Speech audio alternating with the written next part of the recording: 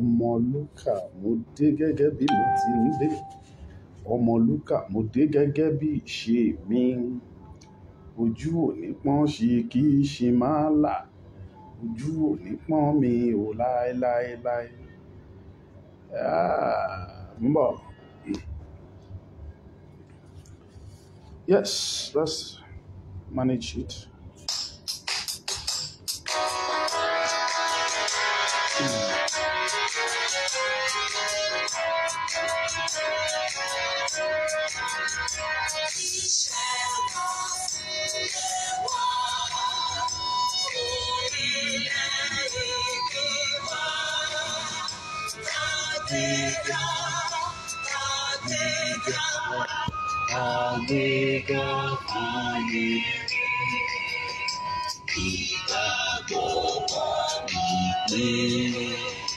Láti bẹ̀rù làbọ́mọ́, àṣìṣe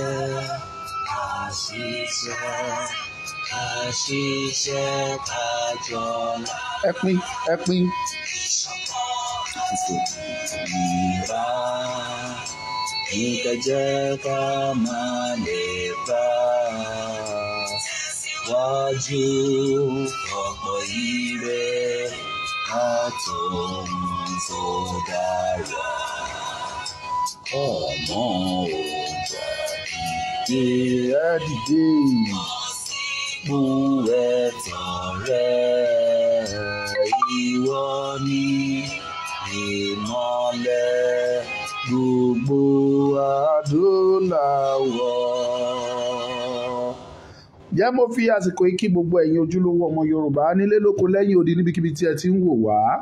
Ọmọlúkà yín rèé o, ẹ má jẹ́ kó yà yín lẹ́nu pé bó lọ́mọlúkà wà tó tún ti ń bá wa sọ̀rọ̀ lọ́wọ́lọ́wọ́. Aago méje la máa ń ṣètò gẹ́gẹ́ bí ẹ ti mọ̀, ìyẹn aago méje ilẹ̀ Yorùbá, Yorùbá land time 7 o'clock, ṣùgbọ́n ẹ̀rí pa aago 9 ló lò ń sìn tí àìbẹ̀rẹ̀ ètò. Mo sọ nínú ètò tí mo ṣe ní ìjẹta tàbí àná náà, mo dẹ̀ ṣàlàyé fún yín wípé ìrìn àjò kan wà tí mo fẹ́ rìn, wípé kì í ṣe gbogbo ẹ̀ náà ni a máa sọ, wípé a fẹ́ ibi báyìí à ń lọ. Ikọ́ mẹ́jọ lẹ́sẹ̀ ọ̀tá bá sọ kì í ṣe gbogbo ẹ̀ ní nǹkan tó fẹ́ ṣe fún wa, but at the same time we have to be security conscious. Ìdí nìyẹn tí mi ò ṣe sọ pé ibi báyìí, ṣùgbọ́n àti wà ń bẹ̀ kò sí tí wọ́n fẹ́ ṣe fún wa mọ́, àti débẹ̀ ògo ni fọ́lọ́run lókè ọ̀run. Mo rawọ́ ẹ̀bẹ̀ sí yín, mo ní kẹ́ dìde ìrànlọ́wọ́ fún mi torí ibi tí mo fẹ́ lọ yẹn ìrìn àjò yìí ti Yorùbá ni, ṣùgbọ́n a dúpẹ́ lọ́wọ́ Ọlọ́run pé a ti dé ìlàjì ọ̀nà àti débẹ̀ gangan. Lágbára Ọlọ́run by tomorrow a wọ ibi tí à ń lọ. Ẹ̀ẹ́dẹ̀ tún rí wa ń bẹ̀, ògo ni fọ́lọ́run lókè ọ̀run. Mo fi àsìkò kí gbogbo ẹ̀yin ọmọ Yorùbá nílé lóko lẹ́yìn odi tí ẹ̀ ń wò mí, ẹ bá wa pín ètò yẹn, bá wa ṣí ẹ jẹ́ kó lọ, ẹ jẹ́ kó débi tó fẹ́ dé. Mo fẹ́ sáré mẹ́nu bà nǹkan kékeré kan kó tó di pé mo wá lọ sí tọ́pìkì tí wọ́n mú wálé ní gangan. Ntí kéré tí mo dẹ̀ fẹ́ mẹ́nu bà òun ni ọ̀rọ̀ àwọn báǹkì ní Nàìjíríà. Nàìjíríà ń jà wá lólè, báǹkì Nàìjíríà tún ń jà wá lólè. Olè táwọn báǹkì ń jà wá ó lágbára, ó kọjá, ó lágbára, ó ga, ó lágbára yéye o. It's now getting to a level that we can't bear it anymore. Ní ayé ìgbà tá a wà ń kékeré, wọ́n ní tó bá kówó ẹ̀ sínú báǹkì, tó kówó sínú báǹkì, owó yẹn máa increase sínú, most especially tó bá jẹ́ savings account, that money will continue to increase on monthly basis if not daily. Ṣùgbọ́n láyé sìn tó o bá kó 10,000 sí báǹkì, ńgbà oṣù kan bá máa fi parí wá discover pé tó bá máa débẹ̀ wá bá 5,000 bẹ́ẹ̀. Wọ́n á yọ 200 naira bank alert charges, wọ́n á yọ 700 naira card maintenance charges, wọ́n á yọ 70 naira transfer equivalent charges, oríṣiríṣi kìnnìkan charges. They will deduct your money. Wọ́n á di until that money started to rule. If cash not take you, ní buy anything bẹ́ẹ̀. Èmi rí àkáǹtì tí mo lò rí tí mo fi bíi 4,000 naira síbẹ̀ tí mo kàn decide pé mi ò ní run àkáǹtì yìí mọ́.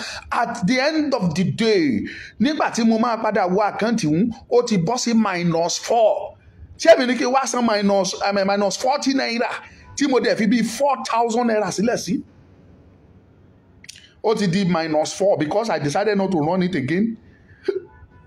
èmi dẹ̀ expect on a normal condition ó yẹ kí 4,000 mi kó máa increase kó máa tóbi sí ni. ẹjọ́ ẹ jẹ́ kí n máa rí kọ́mẹ̀ntì yín kẹ́dẹ̀ máa lọ́ọ̀fù program ẹjọ́ ó níbi tí mò ń lọ ẹ̀yin èèyàn mi ẹ má rò pé ọ̀rọ̀ báǹkì tí mò ń sọ yẹn ni mo wá sọ ń bí lẹ́ni rárá mo kàn fẹ́ kẹ́ ẹ tún gbọ́ yẹn ni torí kí adití lè gbọ́ràn òun náà ṣe máa sọ lójú ọmọ ẹ̀ òun ni mo ṣe ń tẹnumọ́ ilé tí mò ń tẹnumọ́ yìí kí báǹkì wọ́n á rí nínú àwọn bankers tó ń wo fídíò mi ẹgbẹ́ lọ kẹ́ ẹ mọ̀ pé a ti kígbe tó pé èyí tẹ́ ẹ jà wá lólè tó gẹ́ Nàìjíríà ń fìyà ń jẹ wá wọ́n ń jà wá lólè ẹ̀yin náà tún ń jà wá lólè ṣé ó yẹ kó wá rí bẹ́ẹ̀ ni ká kówó sọ́dọ̀ yín kó wá di ìbẹ̀rùbojo kó di ìfòyà.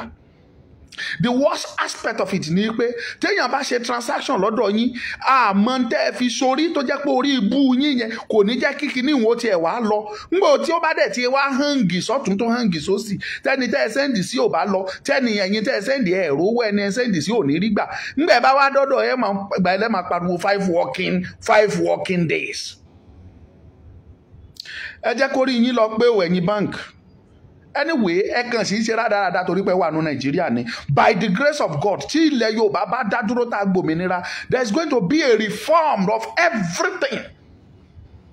a máa reform gbogbo ẹ̀ pátápátá ẹ ṣí ẹ love ẹ jẹ́ kí n máa rí love yín please let me see your loves. a máa reform ẹ tó jẹ́ pé gbogbo lè tẹ́ ń jà yẹn òpin máa dé bá gbogbo ẹ̀ nígbà bá gba Yorùbá nation wa tán tẹ́ ẹ bá mọ̀ adẹ̀ máa gbà ìyanu máa ṣẹlẹ̀. ẹ jalè àti ẹwà mọ̀ ṣé àti ẹwà mọ̀ mi tó fọ́nì sí mi nígbà bá yọ 700 kan card maintenance tán bá yọ kinní kan stamp duty tán yọ ti bí express maintenance tán yọ ti bí kinní kan nígbà bá yọ gbogbo ẹ̀ tán bá yọ tó lọ bí 7 or 1,000 naira nínú àkáǹtì ẹ wọ́n á wá ṣe wá send credit alert sí ẹ wà wá rí credit ẹ bèrè oye tẹ́ máa rí 2 naira oh my goodness. Only everywhere in Nigeria na tifi mo wọ ṣọ́ọ̀ṣì ní Nàìjíríà gan báyìí olè náà ń jà ń bẹ mo dé mọ́sáàsì wọn máa ọ̀nà tán fi máa gba ẹ̀ náà máa wá mo dé ṣọ́ọ̀ṣì pásọ̀ òdì sọ kankan ju pé kó ṣá God say you should bless me God say you should do this I need 10 people to give me this everywhere chief wọ́n fi ṣe wí ní Nàìjíríà.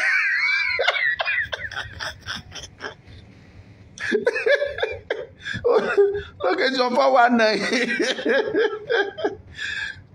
No, it's not funny. It can look funny to me, but at the same time, it's not funny. Some people, they don't have anything. Mo ti rí ọjọ́ tí mo ní 700 naira sínú account.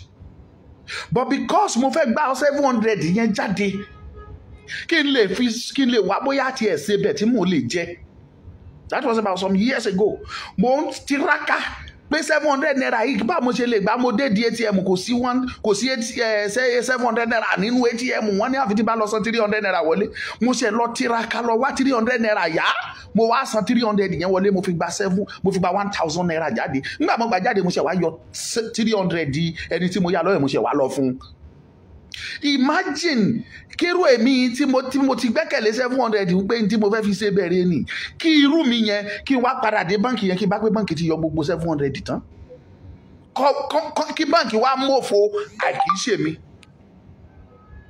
Ẹ ń jà wá lólè olè tí Nàìjíríà ń jà wá ẹ̀yin gan jíjà tẹ́ ẹ̀ ń jà wá lólè ó ní agbára ju eléyìí tí Nàìjíríà ń jà wá gan ẹ̀yin báǹkì. Tán bá fún ẹ ní lóònù ní báǹkì gbèsè ayérayé náà dá sí ẹ lọ́rùn lóònù tán bá máa calculate profit fún ẹ profit tán bá pè fún ẹ ní 18,000 naira 18% profit tán bá pè fún ẹ maybe interest rate wọn tán bá pè fún ẹ ní 18% by the time tán bá máa work ẹ jáde fún ẹ my sister my brother don't be surprised you are going to pay at least you are going to pay like 30%. 25 to 30% ni wàá fi calculate fún ẹ wàá dẹ̀ san. That is Nigeria banks for you. If care is not taken wàá tún san owó yẹn lé ní báńkì wọn á yọ owó yẹn lé fún ẹ because àwọn ẹ lọ bèrè lọ́wọ́ àwọn tó ń ṣiṣẹ́ oṣù tán gba personal loan ní báńkì ọ̀pọ̀lọpọ̀ wọn ló gba lóònù tó jẹ́ pé oúnjẹ náà fi jẹ wọn ò rí kankan fi ṣe bí ló pa wọ́n lọ gbà by the time tó bá dẹ̀ máa yọ ẹ yọ owó wọn at the end of the day ẹ tún yọ owó àwọn ẹni ẹ yọlé lára àwọn atrocities tó wà nínú báǹkì ni o tó bá tún yọ owó yẹn lé ẹ wà bẹ̀rẹ̀ sí ní lé wọn ẹ máa bẹ̀bẹ̀bẹ̀bẹ̀ kán lè refund owó yín lásìkò wọn ò ní refund ẹ. And it's not that they are going to pay interest on it. Upon pé wọ́n withhold owó ẹ tán lò unnecessarily on their own interest. Wọn ò ní san interest lórí ẹ̀ fún ẹ. But owó tí wọn ò lè lo èdè lọ́wọ́ ẹ kó má san interest ẹ. Never. Let me just round it up. Ẹ̀yin bankers wọ́n ẹ gbọ́ gbà o. Èmi sọ fún yín ni ẹ lọ ṣọ́ra o. Ẹ lọ ṣọ́ra dáadáa. Èmi dẹ̀ mọ̀ pé láìpẹ́ láì jìnnà bank will be useless. I'm very sure of that. It has been happening previously. Ó ti ń ṣẹlẹ̀ sáwọn nǹkan kan. Ṣebí post office in function gbà kan rí tó o bá fẹ́ fi lẹ́tà ránṣẹ́ wàá lọ kọ lẹ́tà wàá fi ránṣẹ́ ní post office. It's no longer useful. People use email now or SMS, short messages or email. Òun làwọn èèyàn ń lò sí. Ayé ò lọ sí post office mọ́. Ìgbà kan wà tí land telephone ń ṣiṣẹ́ táwọn kan ń ṣiṣẹ́ ní Nitel, Nigerian Telecommunication Company or Corporation or Company or whatever tẹ́ bá ń pè é. Now, Nitel ìdálé ní lẹ́gbẹ̀ẹ́ GSM, lẹ́gbẹ̀ẹ́ handset, mobile phone. Where is Nitel? Lẹ́ni wọ́n ti wọgbó. Wọ́n ti kó gbá wọlé. The same thing will happen to banks. In very nearest future, in the next 10 years, there is possibility. Come and say, banks, everybody will build banks on their own. Online, your money will be online. Nobody. You have your own bank. Online. You transfer money from your phone to another person. You don't even need to go to banks again. And as time goes on, there is possibility. Come and say, ẹ̀yin náà máa kó gbá wọlé bí Nitel àti post office ṣe kó gbá wọlé o kẹjẹ ń sòótọ́ fún yín, and that is the fact. Ìyẹn lọ́jọ́ mo dúpẹ́ lọ́wọ́ gbogbo ẹ̀yin olólùfẹ́ mi lẹ́ẹ̀kan sí. Ọ̀rọ̀ pàtàkì tí mo torí ẹ̀ wá lénìí mo ti kọ topic yẹn jáde, but please I'm begging on you, share this message, let it go out, share it. Ẹ̀yin tẹ́ ń wò wá ní Facebook ẹ pín. Ẹ jẹ́ kí n rí love yẹn, jẹ́ kí n rí like yín bẹ́ẹ̀. Ẹ̀yin tẹ́ ń wò mí ní YouTube ẹ pín. Let me see you sharing it, your love, your like. Káwọn ọ̀tá má bàa ráyè wọ inú program wa yìí. I'm using only 30 minutes on this program. Just be patient with me and listen to what I want to say. Èmi ń fi àsìkò yìí bẹ̀ gbogbo àwọn gómìnà South West. Mo ń bẹ̀ gbogbo ẹ̀yin ọmọ Yorùbá wípé kí ni ẹ̀ṣẹ̀ tí olóyè Sunday Ìgbòho ṣẹ̀ tí Nàìjíríà ń dún kàkà tí wọ́n lérí. Yorùbá ní tá a bá lé ni tá a bá bá ni ìwọ̀nba là ń báyàn ṣọ̀tá mọ́. Ní tí Yorùbá sọ nìyẹn o. Kí ló dé tí ẹ̀yin gọ́vnà wa tẹ́ẹ̀dẹ̀júlẹ̀ tẹ́ẹ̀dẹ̀ wòran títí kan dẹ̀ ń bàjẹ́ tí Nàìjíríà dẹ̀ ń dúkùkù lájà mọ́ olóyè Sunday Ìgbòho àti àwa tó kù tá a jẹ́ bí ọmọlẹ́yìn fún wọn? Kí ló dé tẹ̀yin gọ́vnà ń wòran? Èmi ò bá yín jà o, mi ò dẹ̀ pè yín lọ́mọ àlè, mi ò dẹ̀ sọ pé kò sí tẹ́ ẹ jẹ́, ṣùgbọ́n nǹkan ni yín lóòótọ́, nǹkan lẹ jẹ́, ṣùgbọ́n ẹ má ṣe ìṣe ọmọ àlè, ẹ má ṣe rárá, kò tọ́. Yorùbá ní ẹnu ọmọ kò gba ìyá pàdí mọ́. Ẹ má ṣe nǹkan tí ọmọ fi máa ṣe ọ̀rọ̀ sọ sí bàbá tàbí sí ìyá. Because kíní kan wà tẹ́yìn olóyìnbó máa ń sọ tán máa ń pè ní frustration. Ṣé frustration àbí frustration? Ẹ̀yin lẹ mọ̀ òyìnbó ẹ̀, I don't know.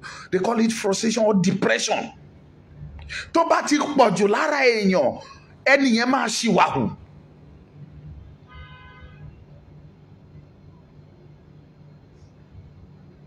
Ó máa ṣí ìwà hù tí ẹni yẹn tí depression tàbí kìíní yẹn tó bá ti ń pọ̀ jù.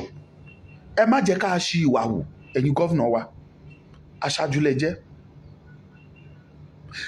by this time mo expect kí gbogbo yín ti jókòó kẹ́ ti pè pàdé kẹ́ ti bára yín sọ̀rọ̀ wípé ok ẹ fọmọkùnrin yìí lẹ̀ jẹ́ kó máa lọ kó tiẹ̀ kọ́kọ́ lọ tọ́jú ara ẹ̀ ná bóyá tó bá ti jáde ná kẹ́yìn South West governor kẹ́ tiẹ̀ kọ́kọ́ bá ti pàdé kẹ́ jókòó kẹ́ bá sọ̀rọ̀ kẹ́ kó sọ máìdí ẹ̀ fún yín tó ń gbìyànjú àti sọ kó sọ fún yín tẹ́ ẹ bá kọ̀ tẹ́ ẹ ṣe yẹn that means pé ẹ mọ nǹkan tó ń wá it's only that you are not in support. Tẹ́ ẹ bá kọ̀ tẹ́ ẹ ṣe bẹ́ẹ̀ á jẹ́ pé ẹ mọ tó ń wá ẹ̀ẹ̀kan wà in support ni. In tó dẹ̀ ń wá ni gbogbo Yorùbá ń wá. Nǹkan tí olóyè Sunday Igboho ń wá òun ni 90% of Yorùbás are looking for, which all of you knew about. Hardly lẹ máa wọ inú ilé kan báyìí tí ẹ ní rí èèyàn 5-10 tó máa sọ fún yín pé kí Yorùbá dá dúró lókù. Dẹ̀ kí lẹ tún wá? Àmì wo lẹ tún wá? Ẹ̀rí wo lẹ tún wá? Ọ̀rọ̀ tó yẹ kẹ́yìn sọ fún wa ẹ kọ̀ ẹ sọ. Sunday Igboho jáde ó sọ ẹ̀yin sọ di wàhálà ẹ sọ dọ̀ràn ẹ sọ di problem ẹ sọ dọ̀tá yín. That man is not your enemy. He's not enemy of Yoruba land. As a matter of fact, he's a messiah of Yoruba land. Ọlọ́run ló ní. Yorùbá gẹ́gẹ́ bí orílẹ̀-èdè, Yorùbá gẹ́gẹ́ bí ẹ̀yà kan, Yorùbá gẹ́gẹ́ bí èdè kan, gbogbo wa pátápátá yìí tó pọ̀jù nínú wa. Kódà àwọn tó ń sọ fún yín wípé kò sí kan tó ń jẹ́ Yorùbá pé wọ́n Nàìjíríà tó dẹ̀ jọmọ Yorùbá ọ̀pọ̀lọpọ̀ wọn ló jẹ́ pé nǹkan jẹ lọ́wọ́ yín ni ò jẹ́ kán fẹ́ sòótọ́ fún yín. Ẹ jẹ́ kán bọ́ sẹ́yìn ìkùlé ẹ̀rí tán máa sọ pé èmi kí Yorùbá pín yín kò sí ní tó burú mbẹ́ o. Kò sí ní tó burú mbẹ́ o. Wọ́n á máa sọ they can't say it in your presence because they don't want to lose what they're gaining from you. Ẹ̀yin olólùfẹ́ wa gbogbo ọmọ Yorùbá ẹ pín programu iṣẹ́. A fẹ́ ṣe rally lọ sọ́dọ̀ Akérédolú. Mo ti sọ mo dẹ̀ ti tún sọ. Rally tá a fẹ́ ṣe ni wípé that rally a fẹ́ lọ bá Akérédolú nǹkan méjìlá torí ẹ̀ ń lọ. Rally eléyìí yàtọ̀ sí èyí tá a ṣe ní May. Èyí tá a ṣe ní May ìgboro láti ṣe. Mega rally nìyẹn eléyìí ọ̀dọ̀ gómìnà là ń lọ. A ti rí gbogbo ìrìn tó yẹ ká rìn gbogbo àwọn security agency àti lọ bá wọn ká ti sọ fún pé this is what we want to do and you can't stop us and they have signed it. Wọ́n ti fún wa ní go ahead, you are free. So àwa wá retí ikọ̀ tó fẹ́ wá kọ́ ọmọ ejò tiwa lẹ́sẹ̀ lọ́jọ́ yẹn. A kì í ṣe oníjàgídíjàgí. Aṣíwájú wa ni olóyè Sunday Igboho. Ó ti fi ìpìlẹ̀ yẹn lélẹ̀ fún wa pé ẹ má bá ẹnikẹ́ni jà. Ọlọ́pàá kì í ṣọ̀tá yín. Even the DSS, they are not your enemy. Iṣẹ́ tó ń rán ikọ̀ ni ṣùgbọ́n àwọn ò kàn mọ́ṣẹ́ wọn ò fi ọmọlúwàbí kún iṣẹ́ wọn ni. I have a special program fún gbogbo àwọn ọmọ Yorùbá tó wà ní DSS àti Army àtọlọ́pàá. Mo ní program special one kan mo ti design yẹn sílẹ̀ tí mo máa mú wá fún yín. Ó dìgbà tí n bá padà sákúrẹ́ kí n tó mú programu yẹn ṣe lẹ́kùnrẹ́rẹ́ kì í ṣe kan tí mo lè ṣe lérèfé. So a ní problem pẹ̀lú yín. We have been directed not to cause any mayhem, any claptrap with any security agency. A ní fa wàhálà àti guarantee. Èyí tá a ṣe sẹ́yìn tèrò pọ̀ more than 20,000 participants. A fa wàhálà èèyàn ò dẹ̀ sọnù oúnjẹ olóúnjẹ ò dẹ̀ sọnù nǹkan ní nǹkan ò dẹ̀ sọnù. Wọn ò loot any shop. Eléyìí náà is just peaceful protest láti lọ bá Mr. Governor. Ìdí tá a dẹ̀ ṣe fẹ́ ṣe lọ sọ́dọ̀ ẹ̀ ni wípé is the chairman of Governors Forum in the Southwest. That is ilẹ̀ Yorùbá. Òun ni gómìnà wọn, òun ni olórí wọn. A fẹ́ lọ bá kó bá àwọn gómìnà ẹgbẹ́ ẹ̀ tó kù sọ̀rọ̀. Ẹ jọ ṣèpàdé kẹ́ lọ bá Akérédolú, kẹ́ lọ bá àwọn ìjọba yín ṣèpàdé. Mọ̀rọ́bà mọ̀ pé kò tiẹ̀ sí Buhari. Ẹ sọ fún Màlàmí. Àti ẹ̀gbọ́n sì pé Màlàmí àti gómìnà wa ìjà tó ń jà ó lágbára yéye nítorí ọ̀rọ̀ Fúlàní kò ṣe Fúlàní, nítorí ọ̀rọ̀ herdsmen kò ṣe herdsmen, kúrò nínú ìgboro mi kó dẹ̀ dọ̀ràn. Èwo ni ti Màlàmí nínú ọ̀rọ̀? Anyway kò dùn mí. Àánú ẹ̀yin àgbààgbà ẹ̀yin leaders Yorùbá ló ń ṣe èmi. Tẹ́ ẹ̀ bá mọ̀ pé ogun ti dé àwa mọ̀ ipò ti dé tèmi dẹ̀ mọ̀ pé ẹ mọ̀ ṣùgbọ́n ní tó ṣe ń ka yín lọ́wọ́ kò tí ì yé mi rárá. Mi ò understand. I've been trying to to find this out or to fish it out. I don't know. Kí Fúlàní máa lérí máa wá lórí ilẹ̀ wa. So ẹ ṣèpàdé Mr. Governor pẹ̀lú àwọn gómìnà tó kù, ẹ bá àwọn tẹ́ bá fẹ́ bá sọ̀rọ̀ l'Ábùjá, ẹ bá wọn sọ̀rọ̀ kan yọ ọwọ́ lórí ọ̀rọ̀ Sunday Igboho. Ẹ tiẹ̀ kọ́kọ́ yọ̀ǹda ẹ̀ kẹ́ bá àwọn Bẹ̀nẹ̀ sọ̀rọ̀. Bẹ̀nẹ̀ fúnra wọn àwọn tí a ti forí ọ̀ká ọmú for the fact pé wọn ò ròyìn pé there is possibility ká pín lóòótọ́ pẹ̀lú situation tó wà Nàìjíríà. Irú ìhàlẹ̀ wo ló yẹ kí Nàìjíríà halẹ̀ mọ́ Benin Republic káwọn wá ṣe irú eléyìí sí wa? By detaining Sunday Igboho in Benin Republic, wọ́n detain Yorùbá, wọ́n detain ìfẹ́ Yorùbá ní tí Yorùbá ń fẹ́ lọ́kàn náà detain, wọ́n á dẹ̀ jẹ̀yà ẹ̀. It has been on records. So we are not waging war against them. Àwọn iye kan wà níbẹ̀, right? But Benin máa jẹ ìyà ẹ̀. Wọn ò ní escape ẹ̀ láíláí.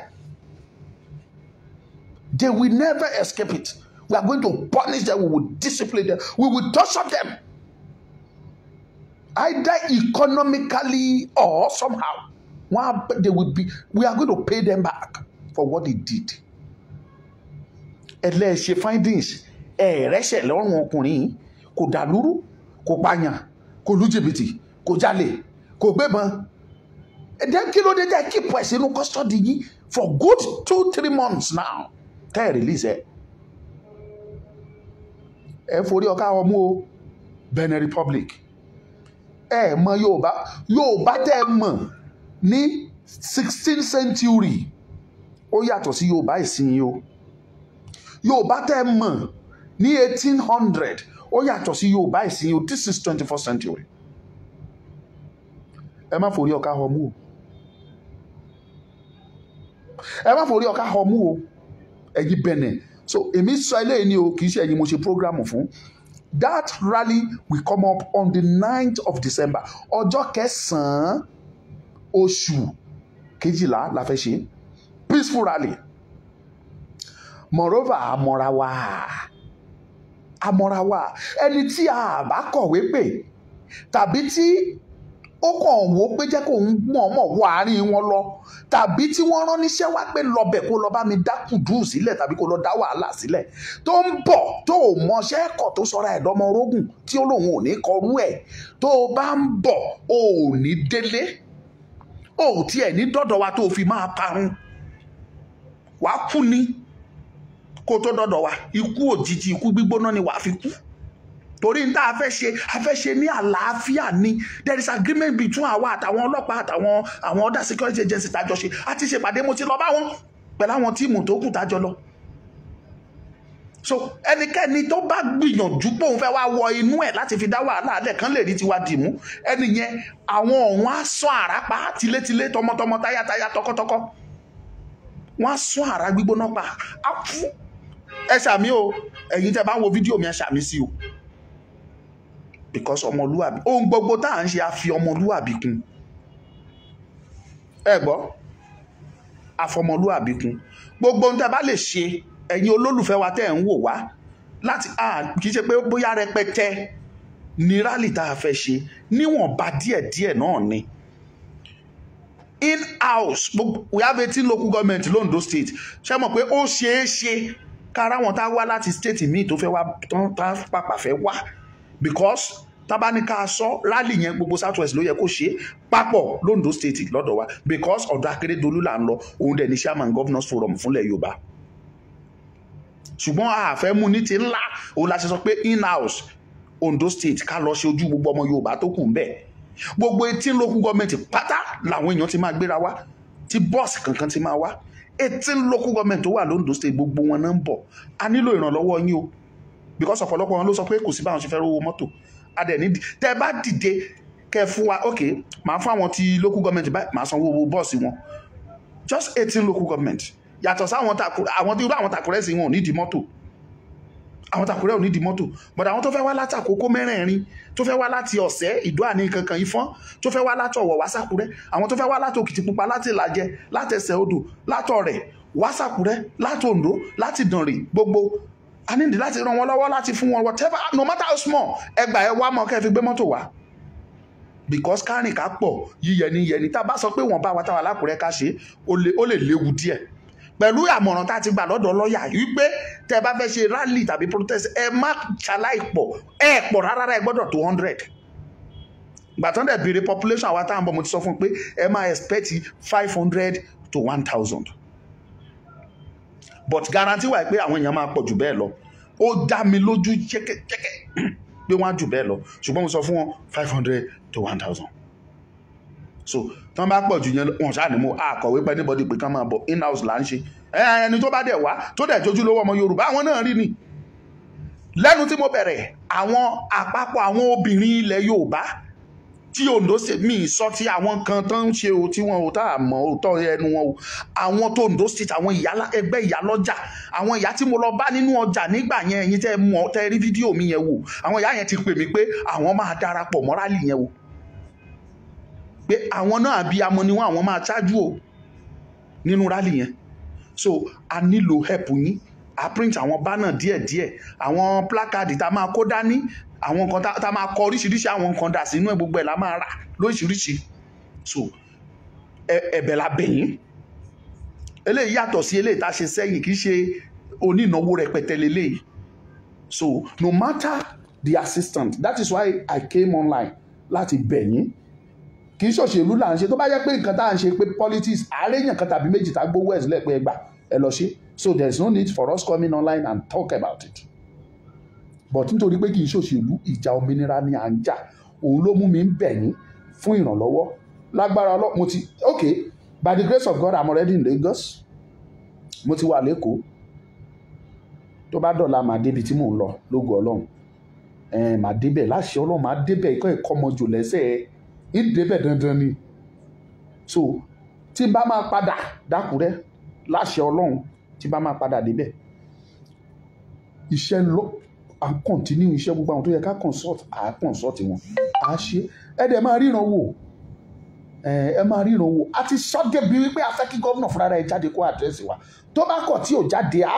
gbogbo ẹ̀ la máa gbọ́ ẹ̀ rí i a ti ṣe iṣẹ́ wa débẹ̀ tó bá wà wù kó má dáhùn ẹni yẹn ti promise wa pé ó máa jáde tó bá wù kó má jáde kò kàn wá but a máa lọ́bẹ̀ a dẹ̀ máa present speech wa níbẹ̀ fún wọn this is what we want ìméjì ni a fẹ́ torí ẹ̀ lọ àkọ́kọ́ kó sọ fún àwọn gómìnà tó kù kẹjọ ṣe ìpàdé ẹ lọ ṣe kẹ lo power yín gẹ́gẹ́ bí gómìnà ọ̀rẹ́ di orílẹ̀-èdè ní ẹ̀yin lẹ́ẹ̀ mọ̀ bí tọ́lọ́run fi yín sí UI gbogbo yín pátápátá orílẹ̀-èdè kan ní yín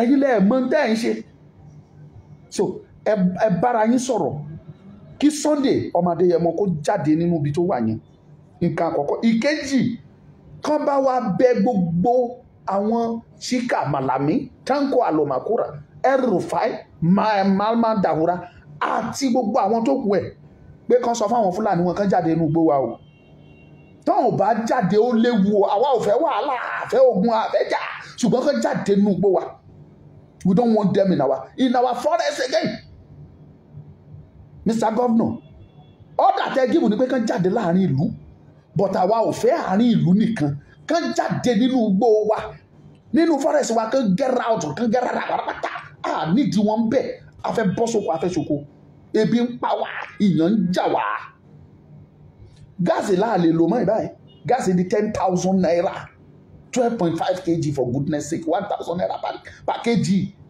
Mr. Governor kí gáàsì tó dé ṣèbí náà igi là ń dá adẹ̀fẹ́ bọ́ sínú oko báyà fẹ́ lọ ṣẹ́gi kárí igi fi dáná àárín kankan oko ò ṣe é lọ fún wa Mr. Governor ẹ bá wa bẹ̀ wọ́n kán jáde nínú igbó wa give order yẹn jẹ́ kí àwọn Fúlàní wá yọ yín kúrò nípò Governor wọ́n á mọ̀ ẹgbẹ́ bímọ Mr. Governor Akérédolú ẹ pàṣẹ pé ẹ tí ẹ fẹ́ rí wọn nínú igbó ẹ jẹ́ kán wá sọ pé wọ́n máa yọ yín o tàbí kán fẹ́ wá dá wàhálà ńlẹ̀ bí fún yín Mr. Governor ìgbà yẹn náà mọ̀ pé ẹ ní ọmọ àgbà tó bá lómi nínú òkè ń dún Mr. Governor ẹ̀yin bí wa àtúnra wa bí ẹ̀kọ́ wa àtúnra wa kọ́ àmú ọmọlúwàbí mọ́ tá à ń ṣe ṣùgbọ́n à ń ṣojo. That is my message for today. Ẹ̀yin olólùfẹ́ wa tí ẹ bá fẹ́ láti ràn wá lọ́wọ́ ní rally tá a fẹ́ ṣe ó kù bí ọ̀sẹ̀ today is Thursday èní ló kù ọjọ́ 15 báyìí 15 days èní ló kù 15 days gẹ́gẹ́ ní ìta fẹ́ ṣe ẹ ràn wá lọ́wọ́ no matter how small we will appreciate it and God will bless you. Thank you. Ọmọlúkà ni mo jẹ́ ẹ bá mi pín wo ó ti rẹ̀ mí mo ṣe ń láǹdì ní mo níbi ìgbẹ̀yìn mo fẹ́ sùn tílẹ̀ bá tún mọ́ mo tún gbéra ìrìn àjò mi ayé mi àjọ máa pàtàn ní ìtàn ayọ̀ ní orílẹ̀-èdè wa tuntun